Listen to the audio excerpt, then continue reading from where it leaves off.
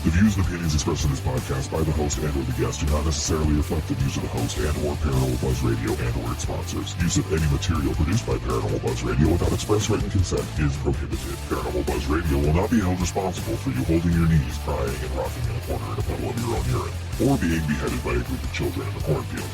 In fact, if you come across a group of children in a cornfield, we promise to make fun of you as you run away screaming in terror. Listener discretion is advised.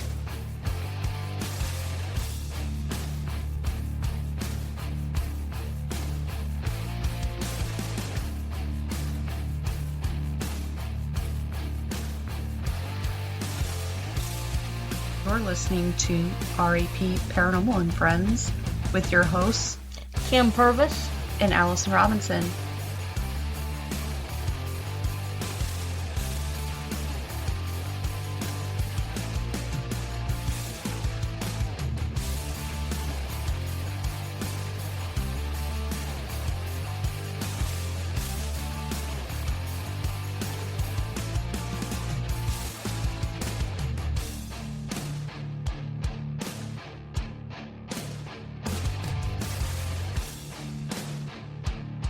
Make sure to check us out on our Facebook pages, REP Paranormal and Friends and REP Paranormal Busters, for up-to-date show information and events.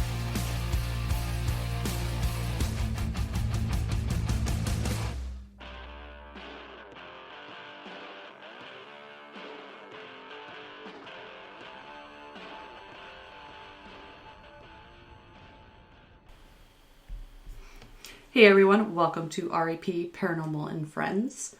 Have a returning guest for you, kind of to recap you all on Diana Mary Rose.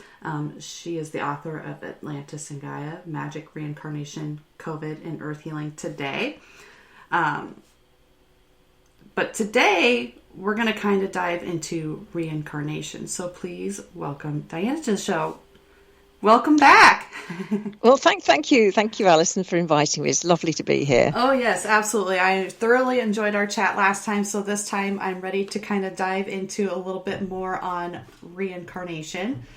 This is something that, kind of piques my interest a little bit, and I like to hear everybody's different thoughts on it. So, for some of our listeners who may not be into the subject or not know a whole lot about it, what is reincarnation? Reincarnation is where we live many lifetimes on Earth, and yet, of course, from our perspective in this life, it's the only one. Mm-hmm. And yet, memories come into most of us, I think, really, quite unusual memories, quite unusual thoughts, which, if you understand it from the psychic perspective, as I do, mm-hmm. relate directly back to a previous life. So we have a soul, and the soul upstairs, which is not a Christian soul, it's the soul of each and every one of us. We have an individual soul. Mm-hmm. Will send down what's called a card. It sends down a card to a different time in history, mm-hmm.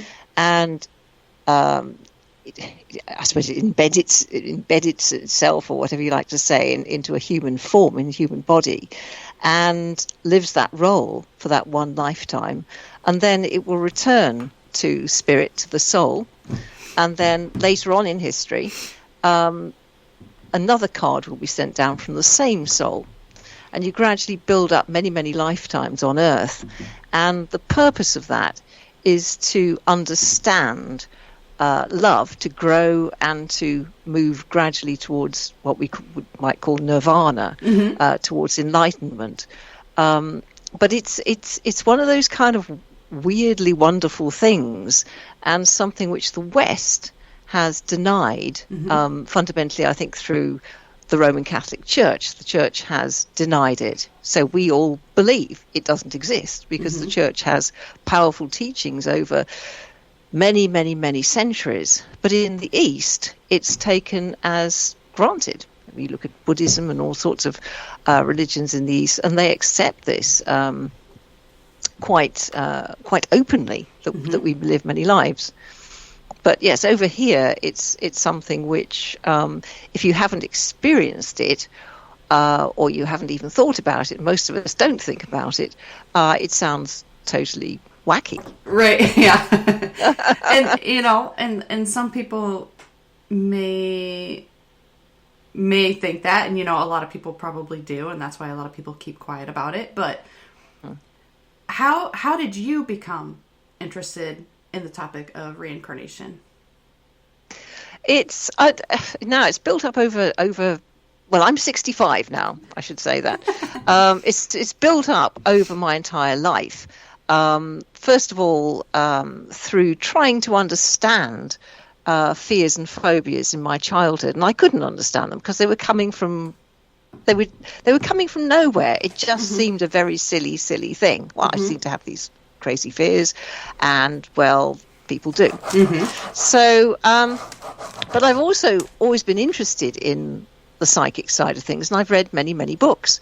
And over time, I started reading about reincarnation and how phobias can be connected to that. So that was probably in my 20s, and it seemed like a very good idea that is where it could have come from. Now, as I have meditated over several decades now, and I have to say here, meditation brings on the psychic aspect. The more anybody will, meditates in the world, the more psychic they will become.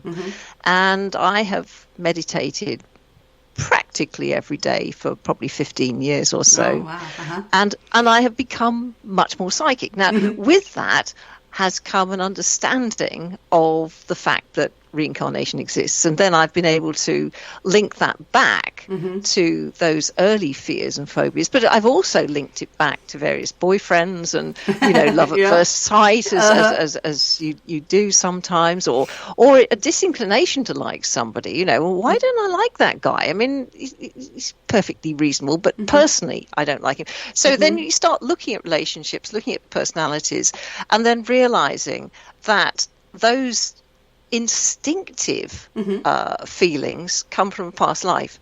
So you're pulling them out of your what we call human aura, the energy field that we have around us, and linking into them. So that it's just a fascinating subject, and the more you understand it, the more you think about it, the more you realize how much of this lifetime reflects in some way a previous lifetime. Yeah. When I was younger, and my mom just told me this, and I can't remember if we talked about this the last time or not, but she told me recently that when I was younger, probably about 2 or 3, I had been playing and things, and I was an only child, but I was playing, and all of a sudden I just stopped what I was doing, came into the kitchen, and told my mom that I was ready to go home. And she's like, "You are home." And I just kind of looked at her like, and she never thought of anything until things kind of progressed where, in the middle of the night I was talking to people, or it sounded like I was talking in tongue or different languages, or right, wow, things of that nature. And then to the point where I was seeing like a dark shadow by my bed. And then later there was not 1 but 2. And things of that. So as I've gotten older, she's kind of shared some of these things with me. And so she was wondering, she's like, could that have been something you were thinking of, like a past life or what? She had no idea, because her friend was like, well, did you ask her? And she's like, no, I didn't ask her what she meant about that. I didn't think about that. She was 2, Yeah. So I don't know. yeah. I think that's absolutely true. That I mean, I can't speak for all mothers, but I wouldn't be surprised if an awful lot of small children have unusual memories, and they unusual dreams, and as a mum, if you listen into that and think about it, you can probably pick up something about another life that they've lived. But so much of this, of course, is kind of ignored as a fantasy state. Right. But it isn't. It's very, very real. I remember. Well, all of I now, because I can look at all of my children and see past lives popping up in their dreams and their fears and early life significantly. Yeah. Very interesting. But yeah. Now, how could somebody tell if they have been reincarnated? Like, what would trigger somebody to actually physically think that, other than going through like a past life regression or something? Yeah, I think probably you have to be keep a diary. I think this is the secret of success, is to keep a diary of your extreme emotions, and we all have them occasionally. You know, when say you go on holiday and you're just absolutely overwhelmed by somewhere that you go to, and to write it down, and what it was about that place that was so special, or equally, you know, people walk into a house or they walk into a place and they get the shivers, you know, and to write it down. So I think it's because I've been compiling these things my entire life now.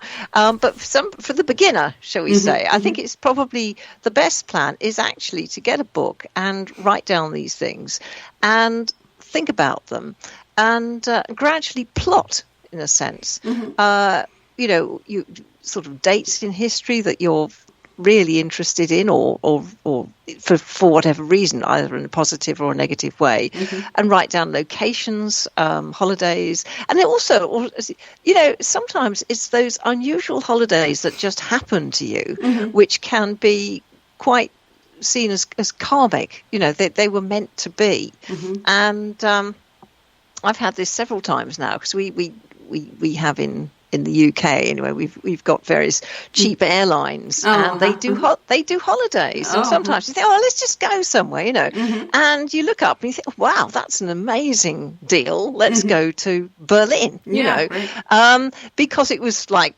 just an incredible deal, and off we went. Now, when I was there, as I was meditating, all these images of Berlin were coming up, not for me, but for my husband.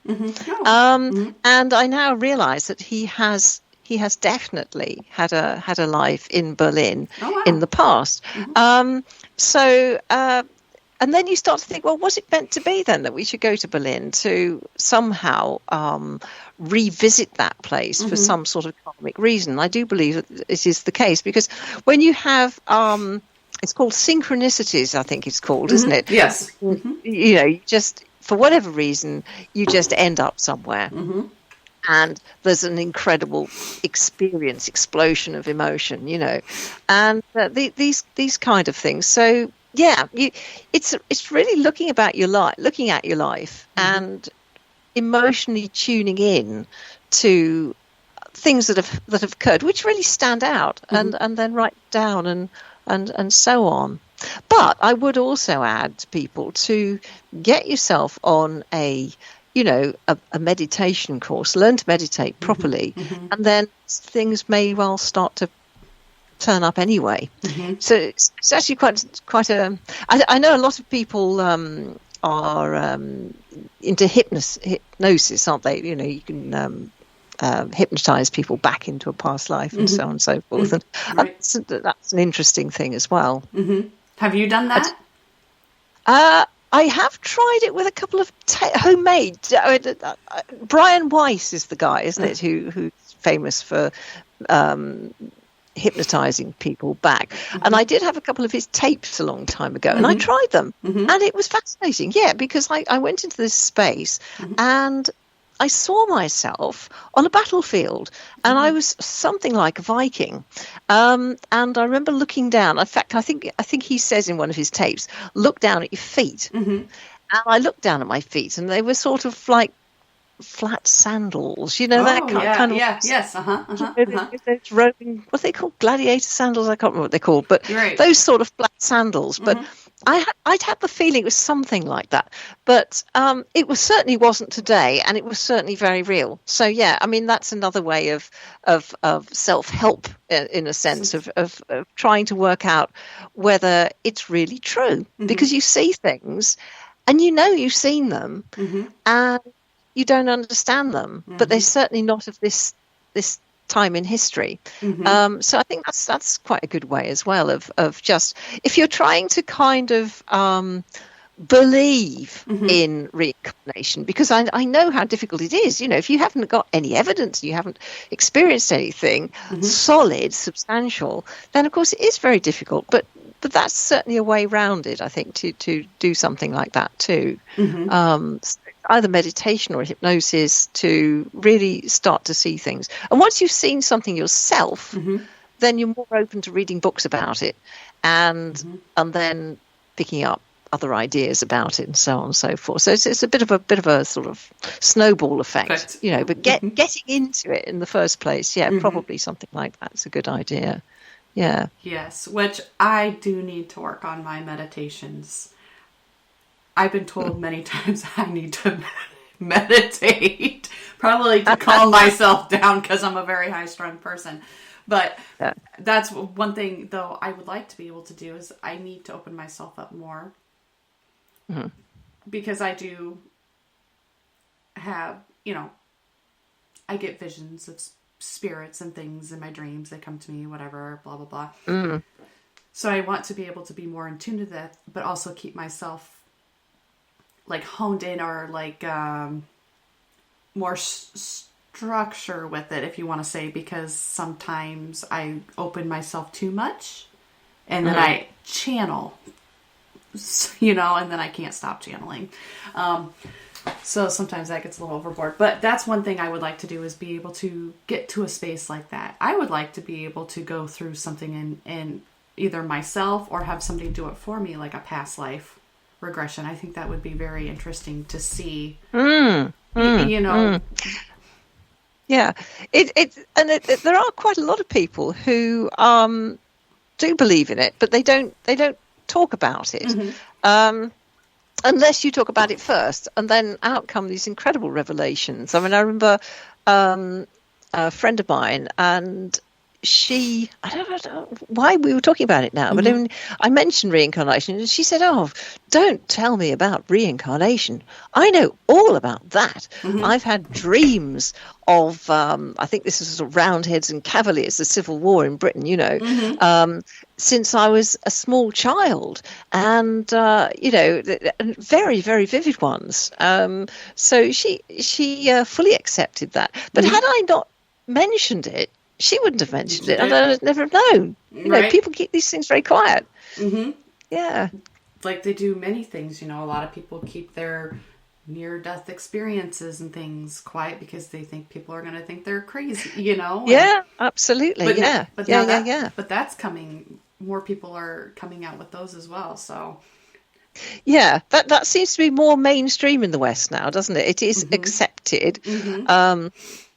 That a lot of people experience that, and also the at the point of death, there can be a flash of light, a big flash of light, as the spirit leaves the body, and a lot of nurses have come out and spoken, because they've been in the room at the time and they've seen it, happen, and also any relatives who are in the room at the time. Not always, but certainly sometimes the flash of light can be huge.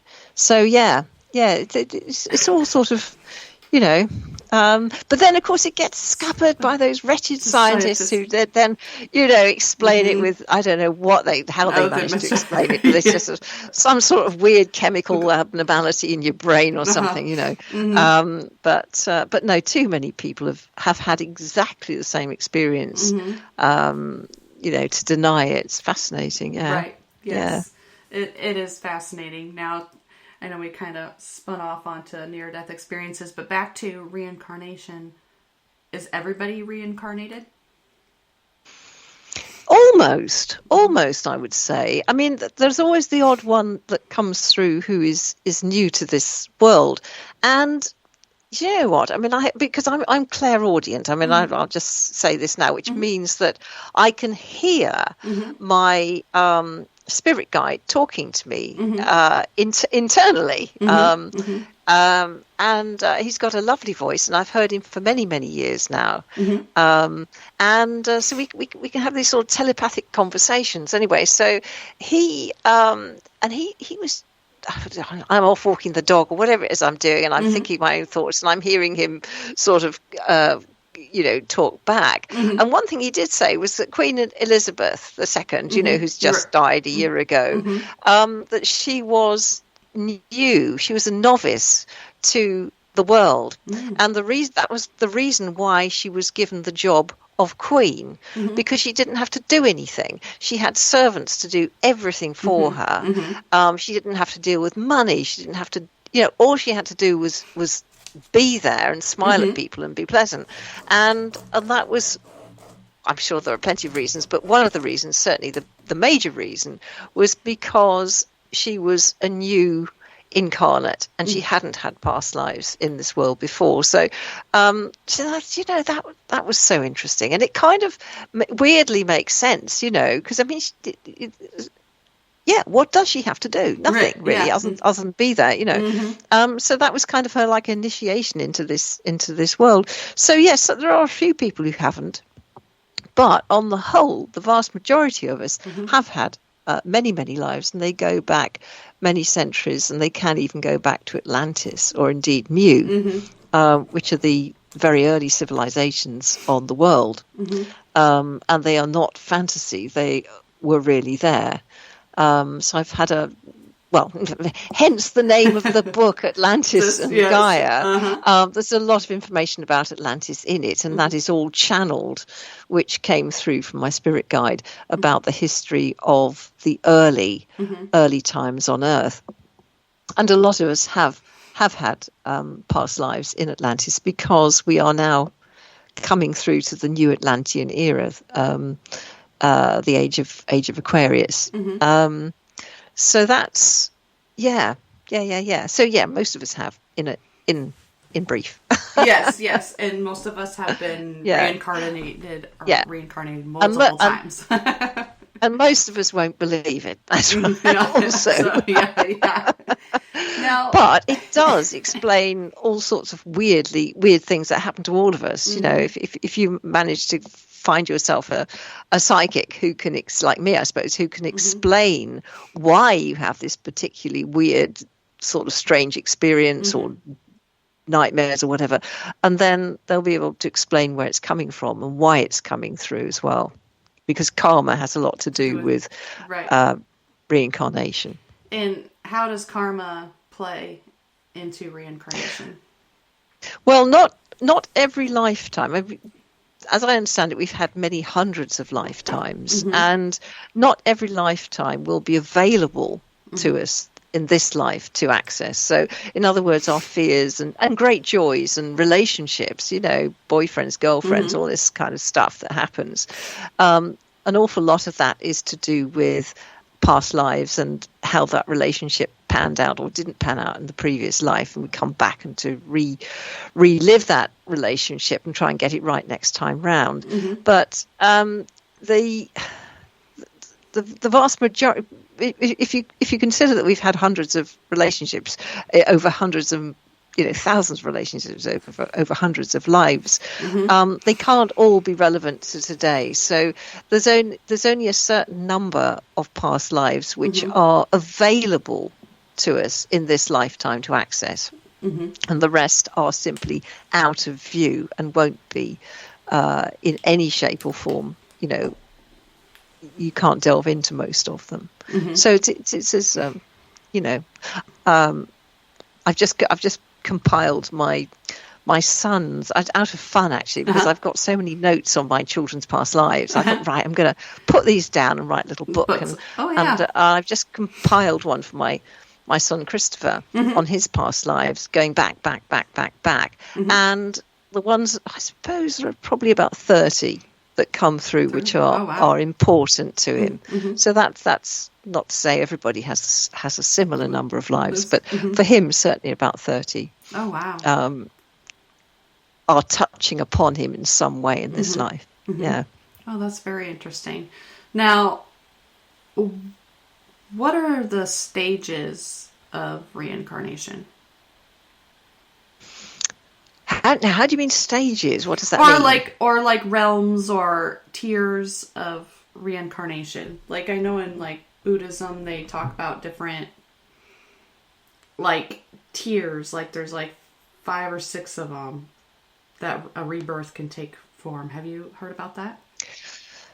No, no, no. That's I don't know. That's evidently Buddhism. I mean, all I can say is what I've experienced, and what I can say about reincarnation is it is possible for the soul to send down 2 cards, as it's called, to the world at the same time, which then becomes very complicated indeed. So, in a sense, you can be on this life.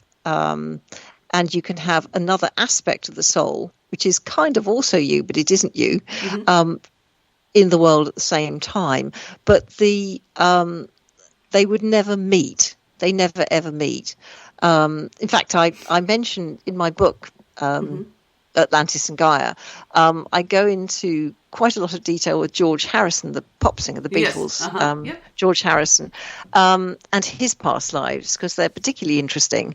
And also, I do touch upon this thing of him having 2 incarnations at the same time. Oh, wow. But in fact, almost three, because certainly with 2, it literally is that one incarnation, because these are historical characters that I'm talking about in the book. And so according to Google, which I hope is correct, one dies and within a couple of months, the next one is born. So those are 2 incarnations which are back to back. So that almost as soon as he's gone, he comes back again in a different guise. But also in a similar location to continue the work of learning whatever lesson he needs to learn in that location. But at the same time, there is another card elsewhere in the world which he never ever meets, and that is the principle that if you have 2 incarnations down here at the same time, they never ever meet, because if one was to kill the other, he'd be in serious trouble. Right.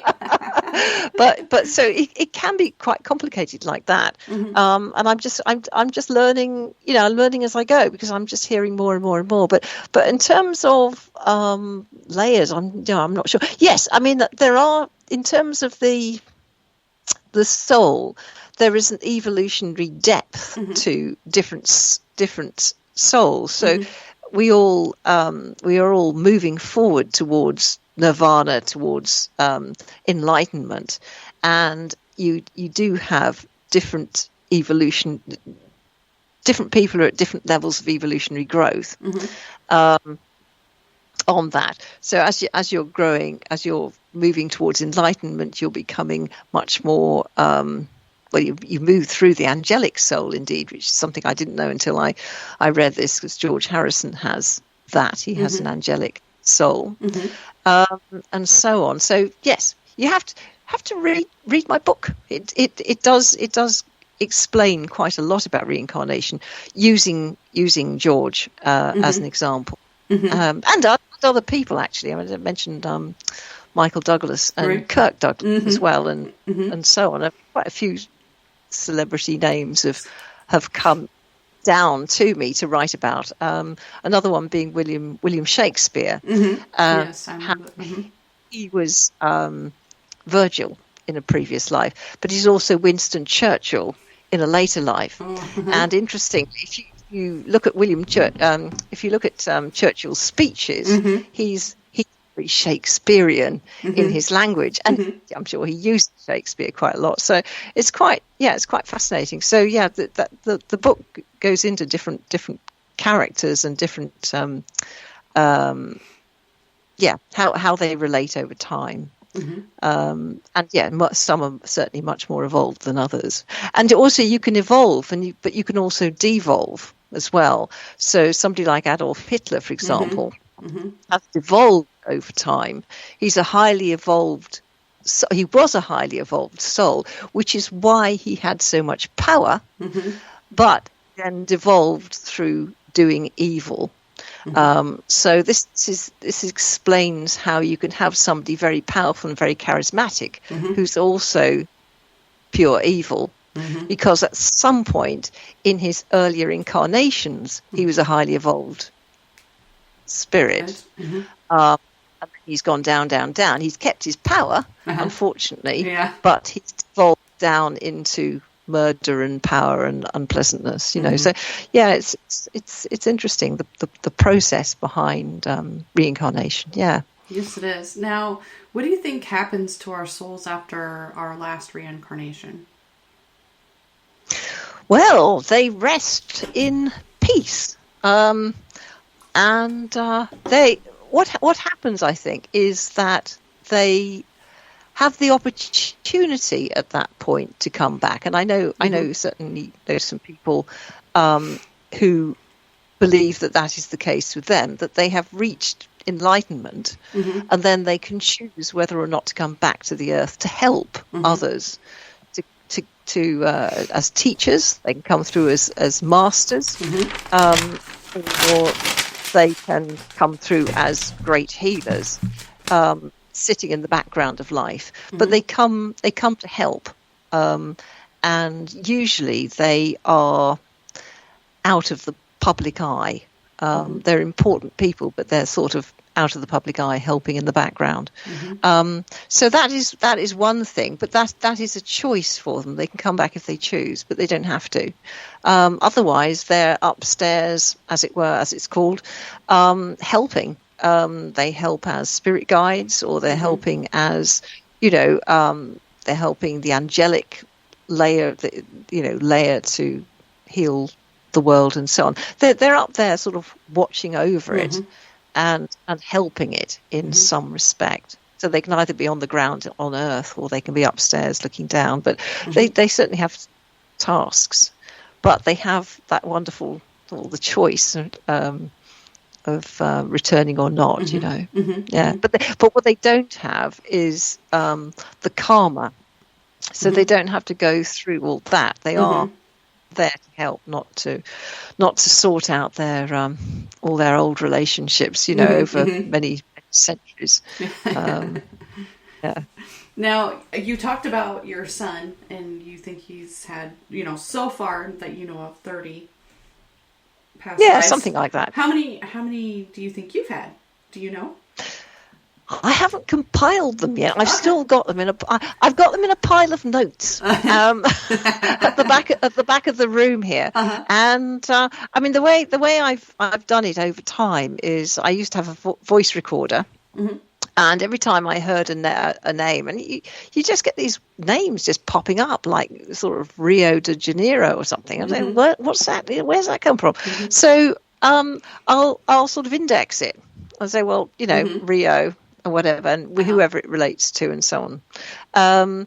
Or names, you get names, just Agnes, or maybe I'll get a whole name at some point, and so I've written those down. So at some point, the way my clairaudience works is when I sit down to write, then the voice comes through in a very firm and strengthened manner, and he'll dictate. At the moment, on the whole, I'm sort of basically on my own, chatting away here about how I see reincarnation. I'll get a few little words popping in just to remind me to, say something. But on the whole, I'm on my own. But when I'm focused on a book, that's when it all just happens, and I'm taking dictation from spirit. So at that point, when I finally get around to doing my own, I'll probably be able to tell you. Okay.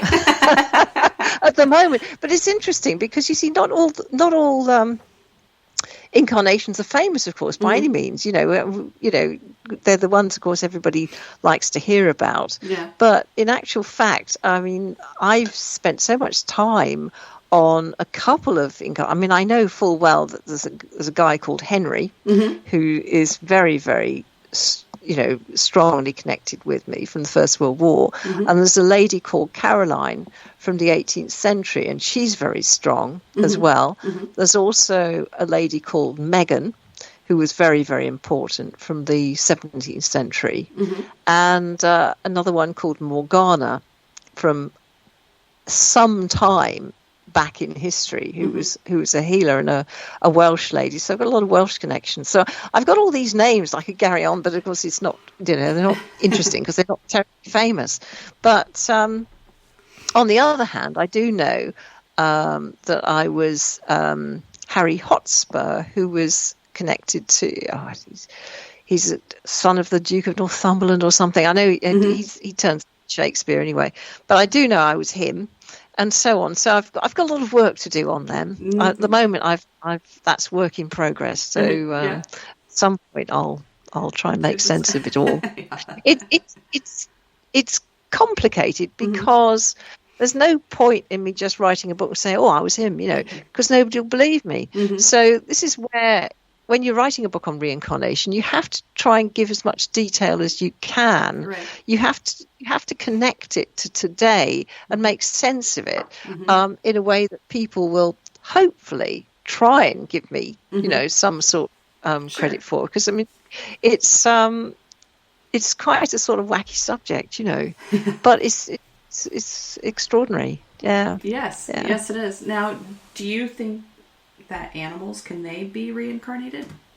Yeah, they can. Yeah, now that's an interesting one because that came up when I was doing my past lives book on Christopher, and right out of the blue, he had a past life called Philip. I was known about Philip while he was an 18th century gentleman. Now I was doing quite a lot of work on Philip, and suddenly into that work, because I was hearing my spirit guide telling me a lot about Philip as I was writing it down, came our little doggy, Jessie, and what he was telling me was that Jessie was Philip's dog in the 18th century, and the connection with him, the reason that she's a little girl in this lifetime, our little dog was brought to us she was brought to us through that connection with Christopher, to do whatever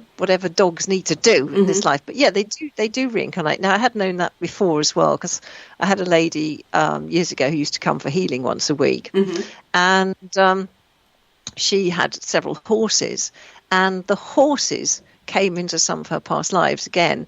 So she'd one of her horses had been a horse that she had ridden back in the Crusades. So yeah, fascinating. And another one of her horses was had died in a terrible manner in the First World War. So yeah, they do reincarnate. Yeah, and they come back to their owners or close connections for a reason. Yeah. Now, when we reincarnate, do we always have to come back in human form?